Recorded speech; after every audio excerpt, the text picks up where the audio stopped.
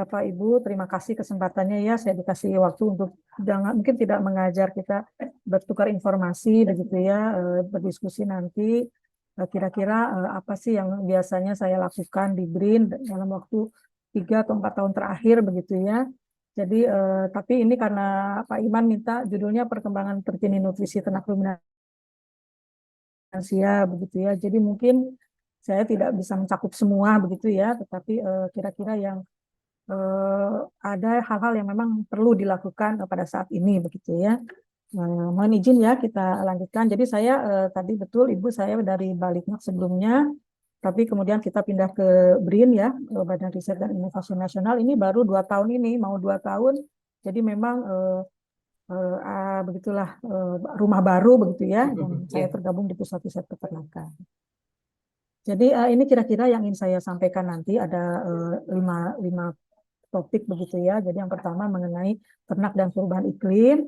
Jadi kenapa saya ingin menyampaikan ini, mungkin tidak terkait dengan nutrisi langsung, tetapi inilah memang kenyataan yang harus kita hadapi bahwa terjadi perubahan iklim begitu ya. Kemudian adanya climate smart livestock begitu. Kemudian nanti berikutnya saya ingin membicarakan mengenai makroalgae begitu ya. Kemudian nutrigenomik dan asam amino yang terproteksi. Memang ini mungkin tidak terlalu nyambung, tetapi ini ada hal-hal yang memang sebetulnya perlu kita lihat saat-saat ini begitu ya. Jadi yang pertama ini adalah ternak dan perubahan iklim. Jadi mungkin kita sudah semua tahu ya, adik-adik mahasiswa juga Bapak Ibu mungkin sudah mengetahui bahwa perubahan iklim ini bukan sebuah isu yang ringan sebetulnya, menjadi isu yang sekarang ini menjadi cukup berat bagi kita karena kita sudah sendiri sudah merasakan kan apa yang terjadi akibat perubahan iklim gitu ya. Yang paling utama sekali itu kan terjadinya peningkatan suhu bumi gitu ya. Jadi kalau kita lihat ini ada hasil penelitian bahwa terjadi peningkatannya itu sekian besar begitu ya, antara 1,45 sampai 1,5 derajat per tahun. Itu di Indonesia saja, belum di daerah-daerah lain. Nah, ini memang perubahan iklim ini tidak dirasakan oleh Indonesia saja, tetapi ini kan global begitu ya, sifatnya global sehingga hampir semua negara itu harus menangani atau mengalami perubahan iklim ini, kemudian banyak bertindak dan banyak melakukan hal-hal yang memang terkait untuk mengantisipasi perubahan iklim. Jadi itulah kenapa saya ingin mengajukan perubahan iklim ini sebagai topik utama karena memang sebelum kita menentukan sesuatu atau nutrisi apa, teknologi nutrisi apa, teknologi reproduksi apa begitu ya. Nah, itu memang harus kita ketahui dulu permasalahan utamanya apa adalah terjadinya perubahan iklim. Karena perubahan iklim ini akan menyebar kemana-mana permasalahannya, gitu ya. Kira-kira. Nah, jadi kita lihat di sini misalnya ya ada hal utama yang terjadi akibat terjadinya perubahan iklim, begitu ya. Jadi ada 3 kategori. Yang pertama adalah terjadinya peningkatan temperatur, kemudian adanya precipitation variation, artinya perubahan curah hujan, gitu ya. Terjadinya perubahan curah hujan, dan kemudian terjadinya peningkatan konsentrasi CO2 di udara. Nah, ini ketiga ini saling berkaitan sebetulnya dampaknya ya. Kalau kita uraikan satu-satu, misalnya ya, untuk terjadinya peningkatan temperatur bumi itu bisa menyebabkan apa saja. Misalnya terjadinya penurunan ketersediaan makan. Itu otomatis terjadi di seluruh dunia, tidak hanya di Indonesia saja. Kemudian juga kalau peternaknya itu akan terjadi penurunan konsumsi pakan misalnya ya, dan karena ketersediaan pakannya berkurang, kualitasnya juga berkurang, pasti akan berpengaruh terhadap efisiensi dan konsumsi dari pakannya. Kemudian juga pasti akan merembet kan ke produksinya, produksi ternak, baik susu maupun telur maupun daging, dan tentunya jangka panjangnya akan berdampak terhadap reproduksi ternak. Jadi itu akibat yang akibat terjadinya temperatur, gitu ya. Nah, itu terjadinya penurunan, tapi juga ada peningkatan. Peningkatannya bukan hal positif nih, tapi peningkatan yang negatif juga. Jadi kasus-kasus penyakit semakin banyak terjadi, gitu ya. Dan ternak itu kan semakin banyak konsumsi air minumnya kan, karena panas begitu. Nah, semakin banyak air minum dia akan mengurangi konsumsinya tentunya. Begitu. Jadi semuanya itu saling berkaitan. Nah juga, pada akhirnya akan terjadi perubahan fisiologi dan metabolisme dari ternaknya sendiri. Artinya ternak yang misalnya tadinya berproduksinya, kalau sapi perah misalnya produksinya bisa 20 liter per hari misalnya. Kemudian dengan adanya perubahan fisiologi metabolisme itu akan menjadi cuma 15 liter misalnya. Begitu itu kan semuanya akan berdampak baik terhadap ternaknya, kemudian ekonomi pendapatan peternak gitu ya. Nah, kemudian tadi adanya perubahan curah hujan gitu ya, precipitation variation ini, jadi sama juga sebetulnya nanti akan ada peningkatan penyakit begitu ya, baik parasit, patogen, atau adanya tumbuh penyakit yang tadinya tidak ada, kemudian menjadi mewabah kemana-mana begitu ya. Nah, ini long dry season dan flooding. Jadi kalau saat ini kan kita sudah dapat ya sangat panjang ini apa, curah hujan yang sangat pendek begitu ya. Kemudian long dry season ini kita sudah rasakan betul, sehingga rumput-rumput itu mengering di mana-mana, ketersediaan pakan juga semakin berkurang. Nah, ini juga banyak sebetulnya jenis-jenis ternak pakan ruminansia itu yang hilang akibat dari kekeringan begitu ya, dia hilang sehingga biodiversity-nya akan berkurang. Nah, juga terjadinya peningkatan CO2 itu juga akan berpengaruh. Jadi nanti tanaman-tanaman yang memang terseleksi sehingga akan mati begitu ya, dan sisa yang memang bisa bertahan di peningkatan CO2 yang cukup tinggi. Jadi pasture composition, kemudian ada perubahan jenis pakannya maupun pola ketersediaannya. Nah, jadi perubahan iklim ini sangat mempengaruhi banyak aspek begitu ya. Jadi meskipun isunya hanya perubahan iklim gitu, tapi sebetulnya dampaknya itu sangat luas di mana-mana. Nah, jadi dengan mengetahuinya adanya permasalahan-permasalahan ini, kita jadi mengetahui sebetulnya apa yang harus kita lakukan agar ternak kita bisa tetap berproduksi begitu kan ya.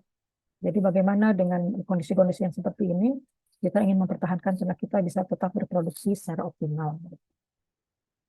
Nah, jadi kalau kita lihat nih, tadi kan secara umum begitu ya, ini pada sektor peternakannya bagaimana ini perubahan iklim. Jadi misalnya kalau kita sebut perubahan iklim, climate change itu sebetulnya peternakan itu sebetulnya menjadi salah satu penyebab terjadinya perubahan iklim ya, karena kalau ternak itu kan biasanya kalau makan begitu ya, mengkonsumsi rumput dan lain-lain itu, kalau dia bersendawa begitu itu kan mengeluarkan amonia CH4 ya, gas metan. Dan itu kalau kita lihat ternak ruminansia itu ya memang yang kontribusinya paling besar. Kalau di Indonesia itu sekitar 70-70% lah itu ya, sampai 75% itu gas rumah kaca sapi perah itu berasal dari pernafasannya atau eruktasi dari rumennya. Nah, jadi kenapa dia bisa berkontribusi. Jadi dia dengan meningkatkan produksi gas metana dari ruminansia, dari rumennya itu, dia akan menjadi salah satu kontributor dari gas rumah kaca yang menyebabkan terjadinya perubahan iklim. Nah, tetapi ternak sendiri itu memang terpengaruh oleh perubahan iklim tadi yang diceritakan di atas itu ya. Jadi akan terdampak. Jadi dia sebagai penyumbang, tapi juga dia akan terdampak oleh perubahan iklim gitu ya. Jadi kalau kita lihat di gambar di sebelah kanan ini, apa negatif impact-nya terhadap peternakan begitu ya. Jadi kalau terhadap peternakan tadi seperti saya sampaikan, adanya imunitasnya menjadi rendah. Karena apa? Begitu suhunya panas, ternak itu akan menjadi stres ya. Jadi indikator yang paling utama itu adalah stres. Nanti setelah stres dia mungkin tidak terlihat secara langsung oleh kita ya. Tapi ternak itu mengalami stres, kemudian dia turun konsumsinya. Keinginan untuk makan turun, produksinya turun. Konsumsi turun, kemudian produksi turun. Belum lagi tadi hijauannya yang kita beri kualitasnya, karena sudah terjadi akibat dampak terhadap kesehatannya, kemudian terdampak kepada ketahanan daya tubuhnya gitu ya, produksinya dan produksi itu semua akan terdampak. Jadi hampir semua aspek itu terdampak oleh perubahan iklim ini. Nah, juga kalau tadi yang di kolom tengah, di baris tengah ini juga itu bagaimana ketersediaan air begitu ya, kemudian hijauannya, gitu, kemudian perumahannya kan ada yang rumah-rumah yang pernah kena banjir atau ya, kemudian ada penyakit-penyakit yang timbul begitu. Juga demikian juga dengan kualitas hijauan yang tersedia. Artinya saya ingin menunjukkan bahwa permasalahan itu muncul dengan adanya perubahan iklim ini banyak permasalahan, sehingga kita bisa menentukan kira-kira apa sih kiat-kiat gitu ya seorang nutrisionis gitu dari ternak ruminansia ini yang harus kita lakukan dengan adanya permasalahan ini gitu ya. Karena kalau misalnya saya sampaikan kamu harus menggunakan A, menggunakan B, menggunakan C, apakah itu menjawab permasalahan-permasalahan ini, itu kan belum tentu. Jadi yang harus kita gali adalah permasalahannya apa, permasalahannya apa, kemudian penyebabnya apa yang harus kita solusi, yang harus kita pecahkan gitu ya. Nah, salah satunya misalnya tadi dari kalau kini karena ini adalah jurusan nutrisi begitu ya. Jadi mungkin kita melihat dari segi nutrisinya gitu. Nah, apa sih yang harus kita lakukan sebagai seorang nutrisionis dengan kondisi yang seperti ini? Nah, karena juga perlu mungkin sudah diajarkan juga ya bahwa nutrisi itu memang sangat peran utama untuk pakan, artinya dia itu akan berpengaruh terhadap reproduksi, akan berpengaruh terhadap kesehatan, akan berpengaruh terhadap produksinya. Jadi itu sangat penting sekali ya. Jadi inilah kira-kira ya, sebenarnya background-nya yang ingin saya sampaikan itu adalah seperti itu. Nah, jadi kalau saya simpulkan gitu ya, diringkaskan tadi bahwa apa sektor peternakan itu dampak dari perubahan iklim terhadap sektor peternakan itu adalah sumber pakan pertama ya. Pertama sumber pakannya, baik jumlahnya maupun kualitasnya. Kemudian ternaknya, dari sisi ternaknya, dia akan terganggu fisiologisnya, yaitu stres, kemudian produksinya turun, dan akan semakin rentan terhadap penyakit, karena imunitasnya juga rendah. Dan juga adanya lingkungan biotik dan abiotik, airnya terbatas, suhu tinggi, penyakit juga meningkat. Ini ringkasan, jadi meringkas tadi ya, yang cerita-cerita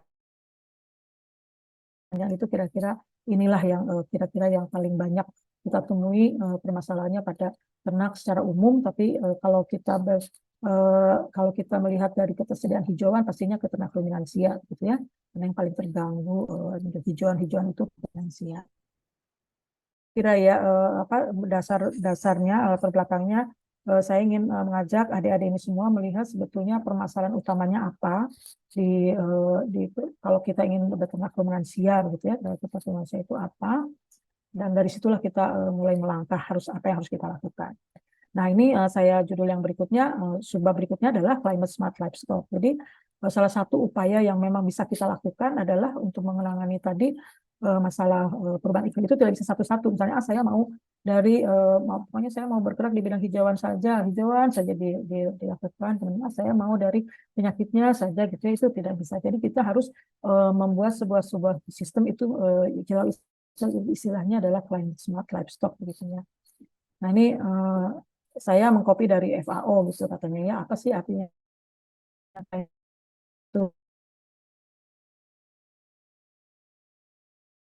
itu yang komponen apa climate smart livestock ini. Jadi yang pertama produktivitasnya ternak itu meningkat ya. Jadi kalau kita masukkan kategori sebuah peternakan itu sudah menerapkan climate smart livestock begitu, artinya kita sudah melihat bahwa di situ terjadi peningkatan produktivitas ternak gitu ya. Nah, yang kedua adalah dia bisa bertahan terhadap atau beradaptasi terhadap perubahan iklim. Jadi meningkatkan ketahanan untuk beradaptasi terhadap perubahan iklim.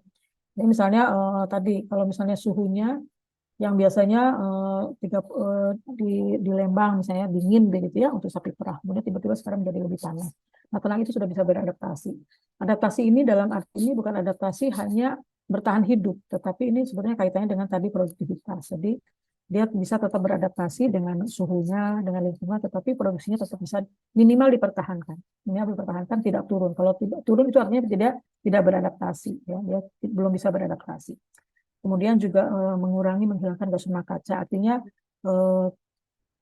gas rumah kaca di sini artinya metan. Misalnya kalau saya dari efek fermentasi ini, jadi metan yang dihasilkan dari saluran pencernaan ternak begitu. Nah, itu kita bisa kurangi. Kenapa kita kurangi? Karena kalau tidak dikurangi itu akan semakin meningkat lagi, semakin tinggi lagi suhu di permukaan bumi begitu ya.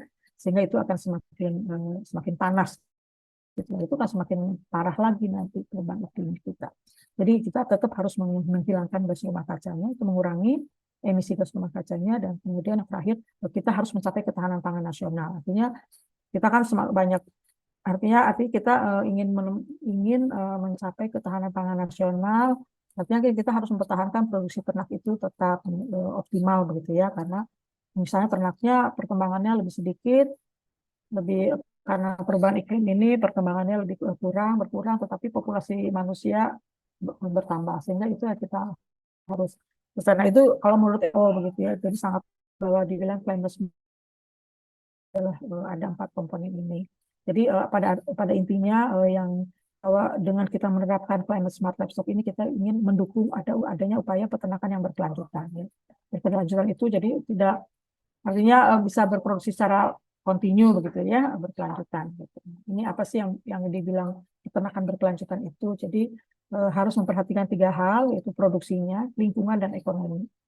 Jadi misalnya saya mau ada perusahaan, saya pokoknya mau memproduksi ternak itu semaksimal mungkin tanpa memperhatikan lingkungan maupun ekonomi, itu juga kurang baik ya, karena kalau semakin rusak lingkungan, misalnya saya memberikan makan yang menghasilkan emisi gas rumah yang tinggi misalnya, tetapi produksinya tinggi. Nah, itu dia push dengan itu, dia secara keuntungan bisa dapat produksi, tetapi secara lingkungan dia merusak lingkungan. Jadi itu yang dimaksud sustainable animal agriculture ini atau berkelanjutan itu, bahwa kita harus stick pada 3 komponen, yaitu produksi, kemudian lingkungan, dan secara ekonomi. Gitu ya. Jadi harus saling berkaitan gitu. Jadi melihat dari 3 unsur begitu. Nah, apa yang harus kita lakukan tadi terkait hal ini pada peternakan berkelanjutan, juga climate smart livestock itu, kemudian juga tadi yang perubahan iklim itu saya di sini memang melakukan kegiatan mitigasi dan adaptasi. Jadi apa yang harus kita lakukan? Yang pertama adalah kegiatan memitigasi gas rumah kaca, gitu. Jadi memitigasi agar ternak itu tidak menghasilkan atau mengeluarkan emisi gas rumah kaca emisi gas metana dari saluran pencernaan, menurunkan. Jadi kita tidak bisa menghilangkan, tidak mungkin, tetapi kita menurunkan, begitu ya. Tetapi kita juga harus membantu ternak itu untuk bisa beradaptasi terhadap lingkungan yang tadi semakin panas, begitu ya, perubahan iklim. Jadi ada 2 hal, mitigasi dan adaptasi. Kira-kira untuk ternak itu tetap berkelanjutan. Nah, ini kegiatan mitigasi dan adaptasi ini tentu saja berkaitan dengan nutrisinya. Ya. Jadi kalau kita dari segi nutrisinya, gitu ya. Nah, karena mitigasi ini karena gas metana yang dihasilkan itu paling banyak di dalam enterik fermentasi rumen. Jadi memang itu nutrisi lah yang paling berperan, nutrisi yang berperan. Jadi nutrisi apa yang harus kita berikan, gitu kan, agar ternak itu menurunkan emisi gas metana, gitu ya. Tapi juga dia tetap mempunyai produktivitas ternak yang maksimal, begitu. Misalnya karena kalau gas metan itu kan lebih banyak dihasilkan dari makanan-makanan yang seratnya tinggi, begitu ya, jerami misalnya, daun jagung, begitu. Nah, ya udah kita nggak usah kasih makan itu, kita kasih aja konsentrat sebanyak-banyaknya, gitu ya, karena konsentrat itu kan memang polusi metannya rendah, tetapi kan dari segi kesehatan ternak dia akan bloat, gitu ya, acidity kita nggak bisa. Jadi kemudian secara ekonomis akan mahal, gitu. Nah, itu juga tidak bisa. Jadi tetap kita harus tetap memberikan hijauan. Dari secara ekonomis ini kita tetap harus memberikan hijauan yang murah, apalagi kita peternakan rakyat, begitu ya, memang harus menggunakan limbah-limbah pertanian, tetapi bagaimana kita mengkombinasikan, gitu ya, antara sumber-sumber segar dengan jenis peternakan yang memang bisa menurunkan emisi gas metana ini, sehingga kita berkontribusi terhadap kegiatan mitigasi.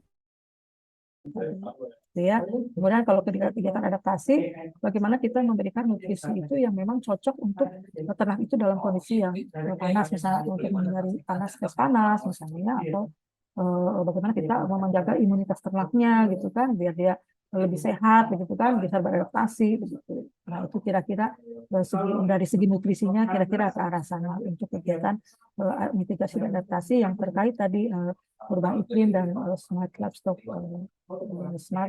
climate smart livestocknya itu, begitu ya. Saya Bu. Putus ya Bu ya. Ini nggak terlalu cepat ya? Enggak. Enggak ya. Jadi enggak ya. Saya lanjutkan lagi ya.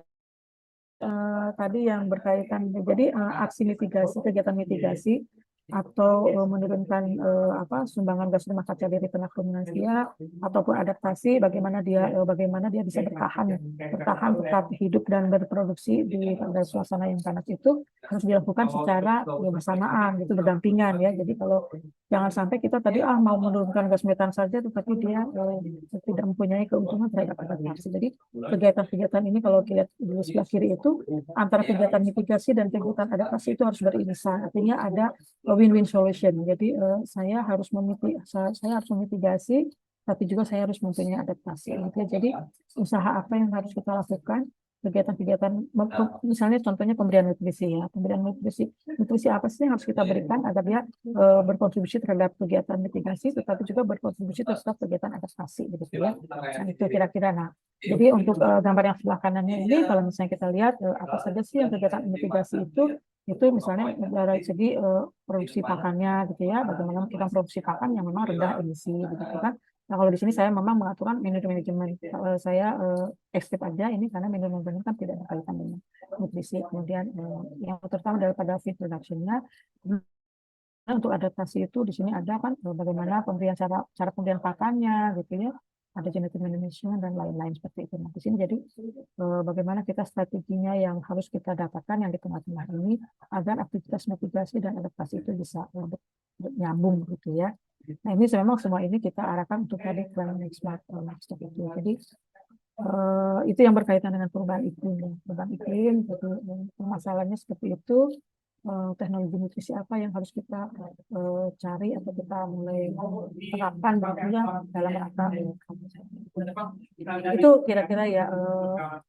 Mudah-mudahan sudah bisa menangkap ya, sudah bisa melihat bagaimana sebetulnya permasalahan utama dari peternakan seperti ruminansia, gitu ya, ruminansia terkini, artinya dengan kondisi yang saat ini perubahan iklim yang terjadi, begitu. Nah, jadi untuk selanjutnya kenapa saya lari ke makroalgae, begitu ya, karena ini adalah sekarang sedang banyak dilakukan di mana-mana makroalgae ini, baik di kami di tempat penelitian maupun di luar negeri, gitu ya.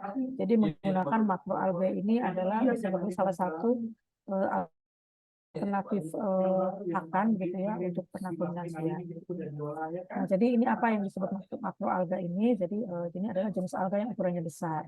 Ini dari ukurannya jadi bukan yang jadi beberapa sentimeter sampai beberapa meter. Ini salah satu contohnya ya, yang gambar-gambar di bawah ini. Jadi makroalga itu rumput laut lah, kalau istilahnya kalau kita bilang rumput laut, begitu ya. Rumput laut itu ada 3 jenis. Ya. Makroalga ini ada 3 jenis. Jadi ada yang alga hijau, chlorophyll, ada alga merah, rhodophyta, dan alga coklat, phaeophyta. Jadi ini jenis alga-alga yang banyak ditemui di Indonesia, di dunia. Jadi sekarang ini banyak melakukan penelitian mengenai makroalga ini. Ini memang khususnya diarahkan untuk tadi mitigasi. Ya, jadi mitigasi, tapi kemudian berkembang juga. Saya juga melakukan beberapa penelitian di sini. Sudah 2 tahun terakhir melakukan ini untuk mitigasi gas rumah kaca, gitu ya.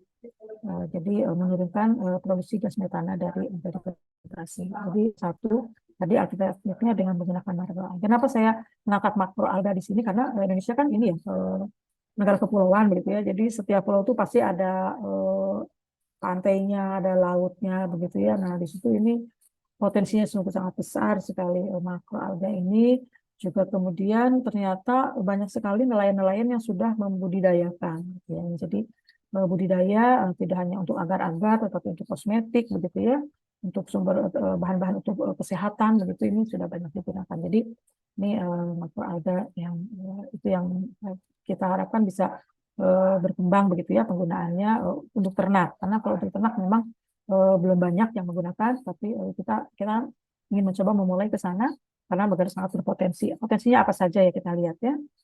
Nah, jadi jenis alga itu ada 3 tadi saya sampaikan, ada brown makroalga, kemudian red makroalga, dan green makroalga, begitu ya.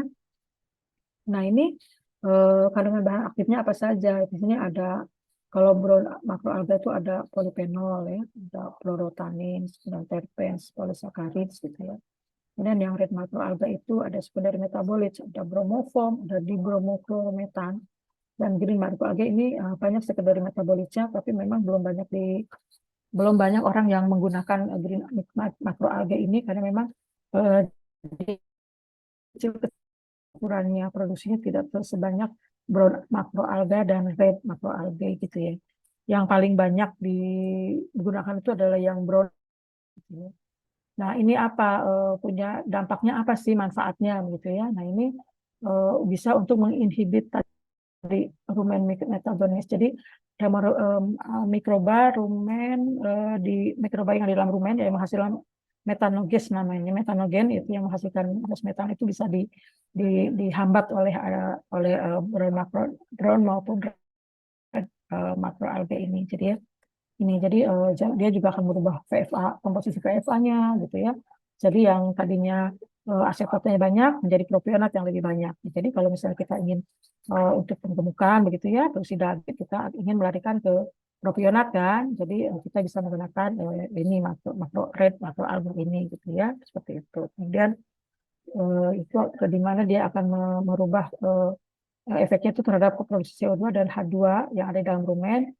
Dia tidak akan digunakan sebagai metan, tetapi akan digunakan sebagai prekursor untuk VFA begitu ya. Jadi akan lebih banyak produksi VFA daripada metan.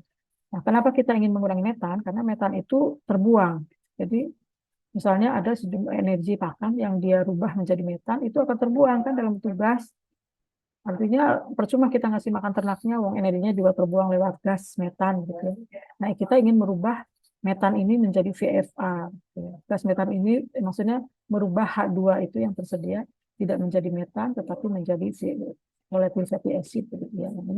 Ini di sini laporan dari brown dan red makroalga gitu ya. Jadi pada intinya dia bisa menurunkan metana gitu ya. Jadi kita berkontribusi terhadap aksi mitigasi. Aksi mitigasinya itu kita berkontribusi terhadap aksi negatif gitu ya. Nah, jadi tapi juga karena adanya perubahan komposisi menjadi VFA itu menjadi propionat, jadi sehingga bisa untuk tadi produksi daging gitu ya, pembukaan gitu. Jadi ini memang yang lagi in begitu ya di luar juga lagi in, kemudian di kita. Nah, kalau di luar itu orang sudah mulai banyak memberikannya dalam bentuk segar, jadi dipanen gitu langsung dikasihkan ke ternaknya. Nah, kalau di kita memang belum ada yang menggunakan seperti itu. Penelitian-penelitian kami ini timnya kami termasuknya Pak Nenang tadi itu adalah kita mencoba mengeringkan dulu kemudian dicampur dengan konsentrat dan sekarang kita lagi menggunakannya di Lampung begitu ya di feedlot Lampung sini sedang pengujian gitu. Tapi kita sudah mencoba juga di Balitbang begitu dan itu memang hasilnya cukup bagus gitu ya untuk menurunkan gas metana. Begitu ya. Jadi ini untuk rumput laut itu apalagi sih yang sebetulnya dikandung di dalam rumput laut ini begitu ya. Jadi tadi bahan aktifnya itu ya ada fenol, kemudian fatty acid, pigment, protein dan ini juga fungsi-fungsinya ini banyak sekali ya, bisa berfungsi sebagai antibakterial. Jadi ada penelitian di tim kami ini di BRIN ini, jadi dia melihat fungsi dari ini makroalga ini sebagai antibakterial. Jadi penyakit-penyakit ya, penyakit-penyakit yang pada domba, pada kambing itu atau pada mastitis gitu ini dicoba kan itu sangat bisa gitu ya, bisa dipakai sebagai antivirus, sebagai antibakterial itu banyak digunakan antifungal gitu ini sudah banyak mulai digunakan di sini. Nah juga yang terakhir ini ada antioksidan ini kami juga di sini sudah melakukan penelitian rumput laut ini kita gunakan sebagai antioksidan yang bisa menangani stres gitu ya. Jadi penelitian kami yang menggunakan sapi perah gitu ini antioksidan ini sangat bisa karena saya sangat bisa mencegah stres gitu artinya sapi perah itu kita maksudnya simpan di ruangan yang suhunya tinggi gitu ya. Jadi kita naikkan suhunya 2 sampai 3 derajat itu dari yang kebiasaan dia itu terus mulai stres pada hari ketiga gitu. Kemudian kita kasih antioksidan rumput laut ini dia sudah bisa mengurangi indikasi-indikasi stresnya, jadi pernafasannya gitu ya sudah mulai bagus, makan konsumsi yang jadi bagus lagi, denyut jantungnya gitu, suhu tubuhnya juga menjadi turun lagi. Ini sudah kita indikasikan. Jadi salah satu fungsi dari rumput laut ini adalah sumber-sumber antioksidan yang bisa menangani stres. Nah, jadi kalau yang kita tadi untuk mitigasi itu adalah namanya bromoform. Bromoform ini memang kita sebut antimetanogen. Jadi bahan aktif yang ada di dalam rumput laut ini bromoform untuk memitigasi gas metana enterik. Ya, nah kalau antioksidan ini ada di fenolik. Senyawa fenolik itu kaya sekali antioksidannya dan ini yang kita gunakan sebagai sumber antioksidan. Sehingga kenapa saya angkat di sini rumput laut begitu ya. Rumput laut karena memang dia sebagai sumber yang kita bisa gunakan sebagai sumber untuk memitigasi, tetapi juga sebagai sumber untuk bahan untuk menghadapi mengantisipasi perubahan iklim melalui adaptasi tadi sebagai antioksidan. Nah, rumput lautnya jenisnya banyak, tapi yang kita gunakan karena banyak diproduksi di Indonesia itu adalah ekotoni, jadi ekaematotoni gitu ya. Jadi ini yang paling banyak dibudidayakan di kita, dan artinya di kita itu dibudidayakan karena dia digunakan sebagai kosmetik, bukan sebagai agar-agar gitu ya. Kalau yang agar-agar itu ada yang jelas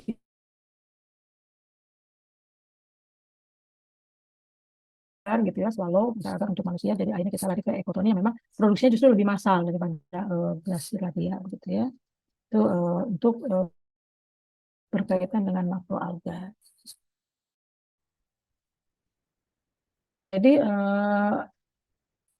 Jadi ini untuk kedepannya saya kira mungkin salah satu bisa dijadikan sebagai komponen nutrisi begitu ya, makroalga ini sebagai komponen dari pakan untuk tadi pengujian-pengujian. Nah ini orang uji in vitronya, in vivonya pada terakhir ini baru kita lakukan gitu ya.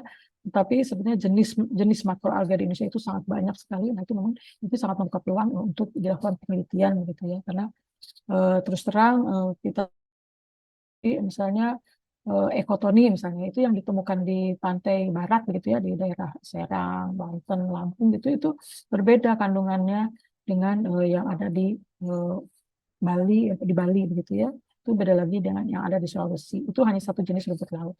Bagaimana dengan rumput-rumput lainnya? Jadi ada perbedaan kualitas dari kandungan bahan aktif dari rumput laut itu dengan perbedaan lokasi. Itu juga sangat terbuka sekali itu penelitian-penelitian di bidang itu. Kalau kita analisa lagi, memang makroalga ini juga kaya akan mineral. Mineral itu sangat tinggi sekali, kaya akan sekali mineral. Jadi sebagai sumber mineral bisa kita jadikan sebagai mikromineral ya, untuk membantu tadi metabolisme pada tubuh ternak dan reproduksi. Nah ini yang kedepannya saya akan melanjutkan penelitiannya ke sana. Jadi mitigasinya sudah, adaptasinya kita sudah terhadap stres panas sedang berlangsung ya. Mungkin nanti ke depan tahun berikutnya kita akan melakukan ke arah mineral tadi, mineral yang nanti kaitannya langsung dengan reproduksi, karena ada mineral khusus ya, ada selenium yang sangat berat sekali dengan reproduksi ternak. Ya. Jadi nutrisi ini makanya larinya kemana-mana, mau ke reproduksi, mau ke tadi adaptasi, mitigasi penyakit begitu ya.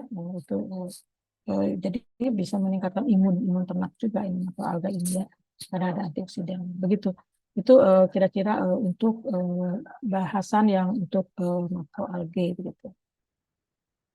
Nah, sekarang untuk yang nutrigenomik ya, ini sudah mau selesai juga nih, kita dipercepat saja. Jadi untuk nutrigenomik yang selanjutnya saya ingin mengapa nutrigenomik ya. Jadi ini juga sekarang sudah mulai banyak berkembang tentang nutrigenomik ini. Mungkin di kita belum banyak begitu ya. Sudah ada mungkin beberapa tapi belum banyak banget. Tapi kalau di luar ini sudah mulai banyak dipakai mengenai nutrigenomik. Artinya kalau dari gen ya. Jadi keterkaitan antara nutrisi dengan genetik ternak gitu kira-kira lah ya. Nah, jadi apa ini apa sih dibilang nutrigenomik itu apa? Jadi ini adalah ilmu yang mengkaji, jadi ilmu yang mengkaji itu dampak nutrisi terhadap ekspresi gen gitu ya. Jadi makanya dari nutrigenomik. Jadi nutrisi yang berdampak terhadap ekspresi gen atau sistem regulasi yang dapat dikaitkan dengan berbagai proses biologis yang mempengaruhi kesehatan dan produksi hewan. Artinya jadi nutrisi yang kita maksudkan di sini adalah kita ingin memberikan suatu nutrisi yang langsung berpengaruh terhadap ekspresi gen, gitu kan? Nah, ekspresi gennya ini apa yang ingin kita harapkan? Jadi ekspresi gen ini yang tentunya pasti berhubungan dengan kesehatan, misalnya, atau berhubungan dengan produksi susu, misalnya, atau berhubungan dengan reproduksi. Nah, itu jadi sudah merupakan sebuah nutrisi khusus, gitu, nutrisi khusus yang memang kita arahkan untuk ekspresi gen tertentu, gitu. Itu jadi namanya nutrigenomik seperti itu ya. Mungkin sudah dijelaskan juga oleh dosen-dosennya bagaimana itu nutrigenomik begitu ya. Nah ini jadi kita tujuannya ingin menjelaskan interaksi antara molekuler antara gen dengan pola makannya. Gitu. Jadi kalau kita mengetahui gen genetik dari seekor ternak gitu ya, bangsa ternak itu kita akhirnya bisa mengatur pola makannya. Sebenarnya pola makan apa sih yang bisa nanti men-trigger gen tertentu dari ternak ini. Misalnya sapi Bali gitu ya, sapi Bali itu dia kan sangat tahan sekali terhadap panas misalnya gitu ya. Dia adaptif begitu. Tapi juga dia sangat tahan terhadap bisa memanfaatkan jenis-jenis hijauan yang kualitasnya sangat rendah gitu ya. Nah, jadi sekarang kita apa sih yang harus diberikannya dengan pola dengan genetik yang seperti itu gitu ya. Nah, kemudian untuk mengidentifikasi ciri-ciri molekuler yang diperlukan untuk mengembangkan strategi nutrisi efektif, itulah ya tujuannya. Nutrisi genomik. Jadi,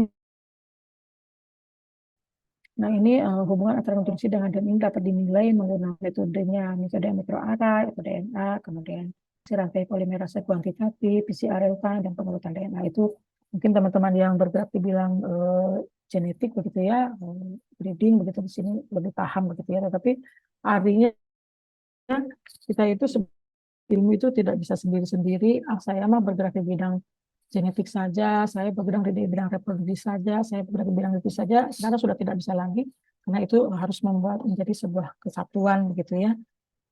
Meskipun di jurusan-jurusannya sekarang masih ada begitu ya, tetapi sebetulnya di dalam aplikasi pelaksanaan begitu. Nah, jadi sekarang itu seperti tadi climate smart, nah, itu kan semuanya semua bidang ilmu harus disatukan, tidak masing-masing. Gitu. Nah, kemudian metode yang apa mengenai nutrigenik ini dapat digunakan untuk apa? Untuk meningkatkan produksi hewan, gitu ya. Jadi tadi kita tembak dengan nutrisi tertentu dengan tujuannya untuk produksi susu misalnya. Kita tembak tertentu untuk produksi telur kalau di unggas misalnya, kalau untuk produksi daging gitu itu istilahnya tadi bisa meningkatkan produksi hewan, kemudian laju pertumbuhan produksi susu dan pemanfaatan pakan. Artinya kalau misalnya sebetulnya untuk produksi susu itu dia hanya membutuhkan misalnya ya bukan hanya ya tapi artinya seperti kalau normalnya dia rumput konsentrat, tetapi untuk triggernya untuk dapat meningkatkan lebih lagi kita hanya membutuhkan mineral misalnya mineral.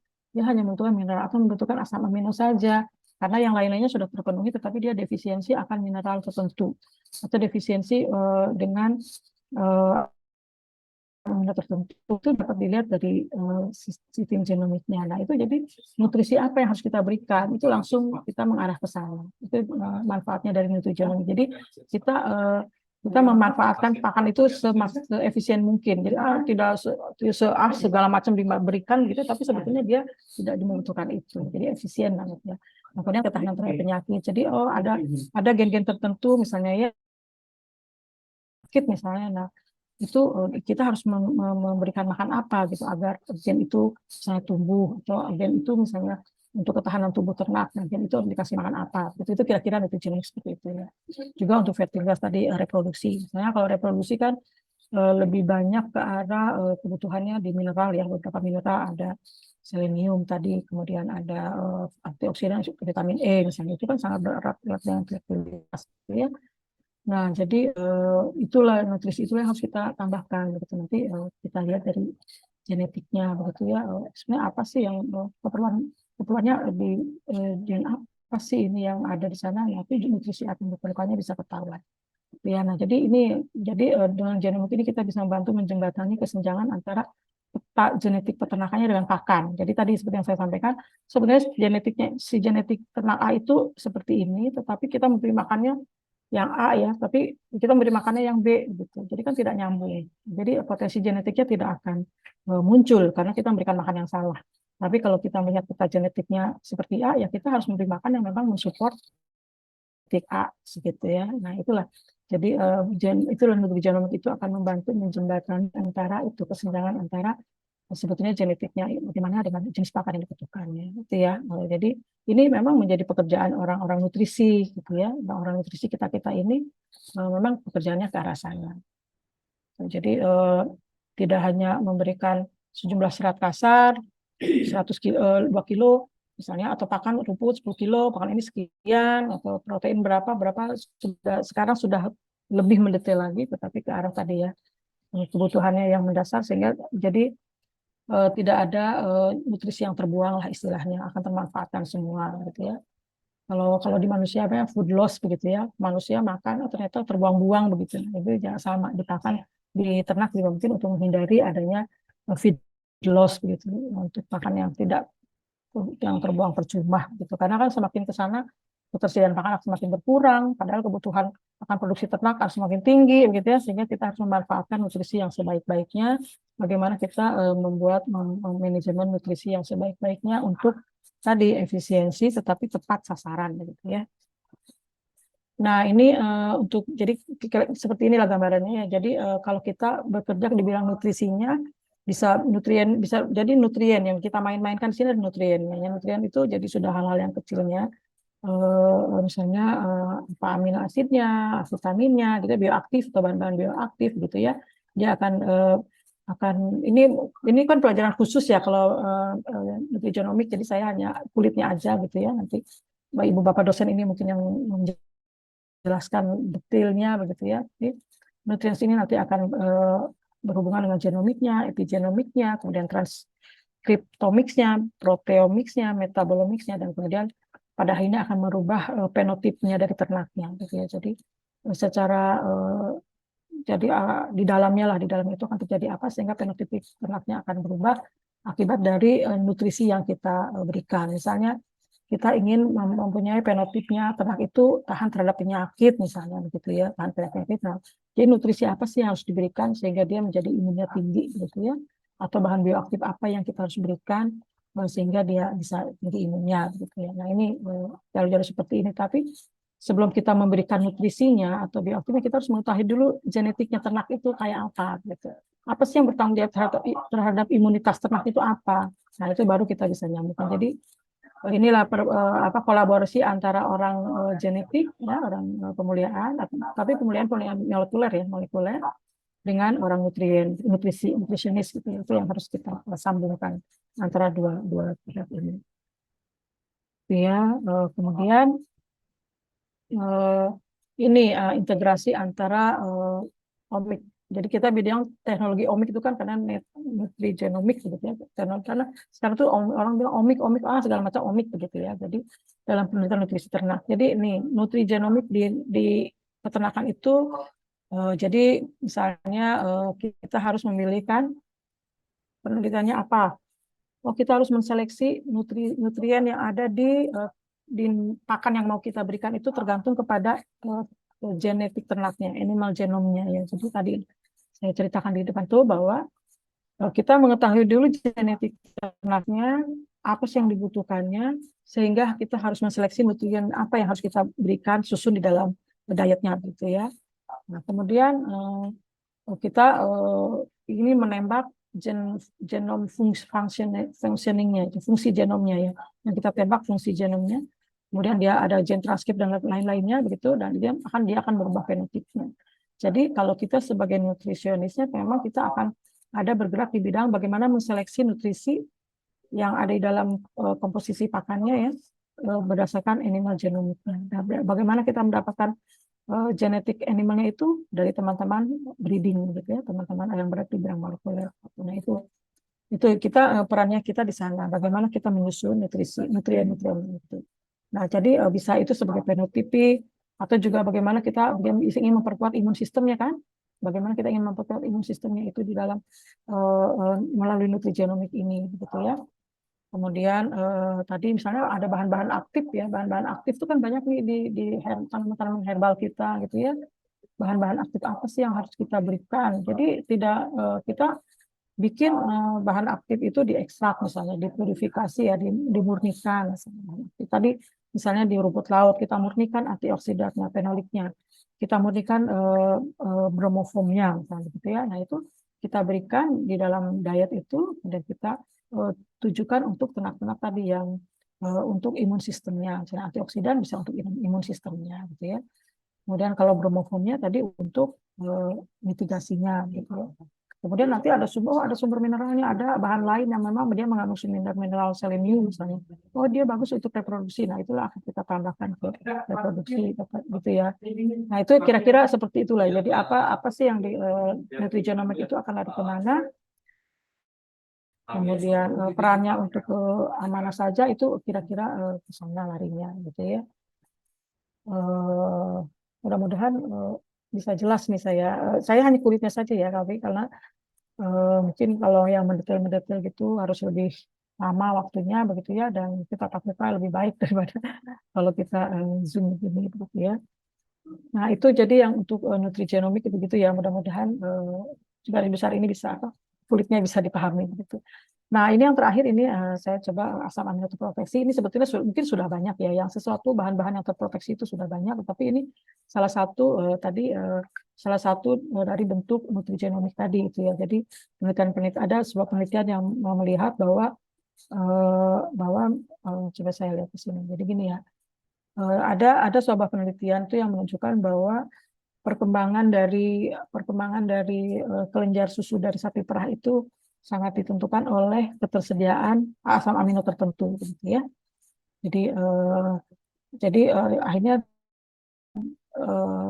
kita apa larinya ke sana. Apa yang harus kita lakukan agar asam amino yang ada di dalam pakan itu bisa masuk ke dalam tadi perkembangan kelenjar susunya dari sapi perah itu, gitu ya. Jadi ini kita ngambil susu sapi perah gitu ya, karena ya kita tahu lah produksi susu itu kan kualitas dan kuantitasnya itu sangat penting ya, dan memang semakin menurun begitu ya. Sekarang produksi semakin turun di Indonesia, itu populasinya turun, udah populasinya turun, produksinya juga turun karena perubahan iklim begitu ya.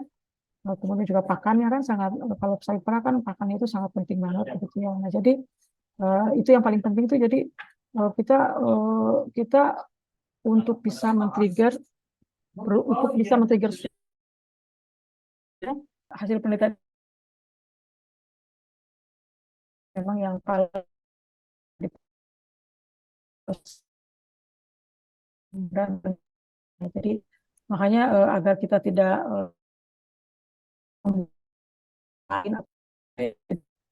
di atas sini, meskipun tadi bukan untuk maintenance, untuk pertumbuhan, untuk yang lain-lain begitu ya, tapi ya khusus untuk meningkatkan produksi susu gitu, ini harus ada asam amino khusus yang memang harus kita berikan. Nah, kalau kita tahu kan rumen itu ganas ya, mikroba di dalam rumen itu ganas, jadi semua makanan yang ada di sana pasti akan didegradasi, termasuk protein, asam amino semua akan didegradasi di sana.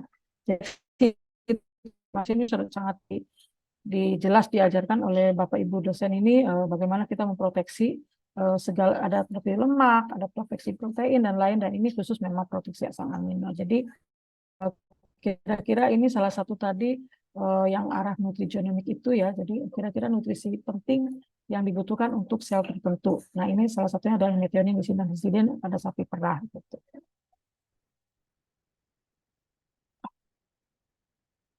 Nah, jadi misalnya kalau kita lihat gitu ya, makanan itu, ini kan rumen itu kan sangat menghabiskan semua bahan makanan yang diberikan biasanya gitu ya, termasuk protein. Jadi kalau dilihat, salah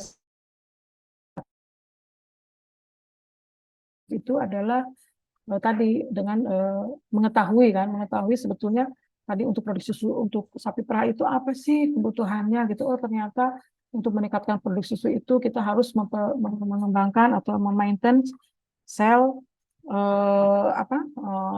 epitel sel membran yang dari kelenjar susu itu begitu ya. Nah, apa sih yang diperlukannya? Oh, ternyata 3 asam amino itu begitu. Nah, jadi kita arahkan 3 asam amino itu memang untuk ke sana gitu. Jadi tidak usah lagi memberikan asam amino yang lain-lain nih kalau kita tujuannya untuk ke produksi susu gitu ya. Nah, ini mungkin ada lagi hal lainnya yang tadi untuk bukan untuk produksi susu, untuk lemak susu misalnya, itu mungkin ada tadi degrad proteksi untuk lemak misalnya ya, itu untuk lemak susunya itu. Jadi kira-kira itulah tadi, tapi harus kita ketahui dulu tadi berdasar dengan menggunakan genomik begitu ya, dengan menggunakan genomik sebetulnya di dalam sel-sel itu ada apa, di setiap sel itu ada apa gitu ya, dan apa yang diperlukannya itu dari genomiknya gitu ya.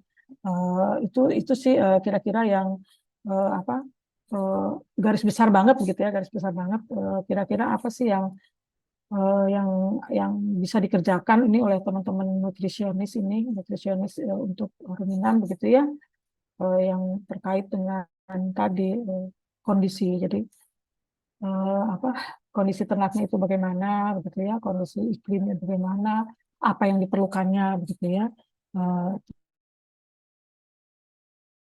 Mungkin dari yang tadi gambaran yang mungkin tidak terlalu banyak juga, yang simpel-simpel juga, saya ingin menyimpulkan lagi gitu, menyimpulkan lagi. Jadi ya, artinya kita manajemen pemberian pakan, misalnya kita bagaimana memberi pakannya, kemudian memilih jenis pakannya, begitu ya, dan penentuan kebutuhan nutrisinya itu tuh memang perlu memperhatikan kondisi lingkungan, potensi ternaknya, dan target produksi yang dituju untuk mencapai sistem usaha ternak yang berkelanjutan. Ya, jadi pertama kita lihat dulu kalau dari berdasarkan tadi paparan saya itu ya kondisi lingkungannya.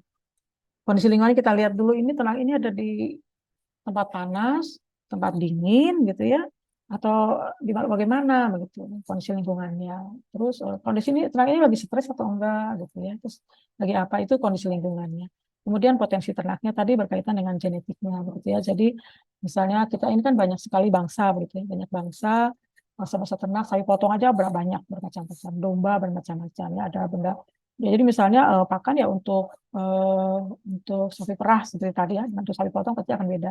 Potensi ternaknya di mana? Begitu. Mungkin sapi Bali dengan sapi PO juga akan lain. Ya, jadi itu yang perlu dilihat potensi ternaknya, kemudian juga target produksi yang dituju. Tadi kalau misalnya produksi daging, apa sih yang harus kita lakukan gitu. Untuk reproduksi apa sih yang harus kita lakukan, dan untuk tadi produksi susu apa yang lakukan. Jadi itu nutrisionis. Jadi nutrisionis itu mungkin harus melihat dari berbagai segi gitu ya sebelum kita menentukan harus membuat formulasi pakan seperti apa gitu. Kita ingin produksi susunya dari 15 naik ke 20 gitu ya. Tanpa melihat kondisi lingkungan misalnya, oh sebetulnya dia kenapa sih turun produksi susunya dari 20 ke 15? Ternyata bukan karena pakannya, tapi ternaknya stres. Jadi sebetulnya tidak usah menaikkan jumlah pakannya, tetapi sembuhin dulu ternaknya dari stresnya misalnya gitu. Atau ternyata ternaknya itu hanya kekurangan mineral tertentu saja gitu, tapi sebetulnya kebutuhan protein, energi sudah cukup. Jadi sekarang itu lebih banyak ke hal-hal kecil, hal-hal mikronya gitu ya. Jadi hal-hal mikronya, karena kalau hal makronya kan protein sudah. Protein ini udah banyak serat, banyak protein, tapi hal-hal mikronya itu yang biasanya orang itu banyak defisien di dalam yang mikro-mikronya.